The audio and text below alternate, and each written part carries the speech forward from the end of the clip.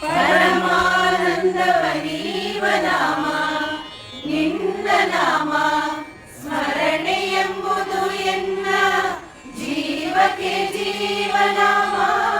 ಪರಮಾನಂದವನೀವನಾಮ ನಿನ್ನ ನಾಮ ಸ್ಮರಣೆ ಎಂಬುದು ಎನ್ನ ಜೀವಕ್ಕೆ ಜೀವನಾಮ.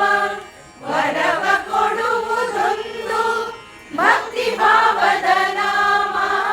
ವರವ ಕೊಡುವುದೊಂದು ಭಕ್ತಿ ಭಾವದ ನಾಮ. ಈ ಪರಿಪುಸಿಯಲ್ಲ ಶ್ರೀ ಪುರಂದರ ವಿಠಲ.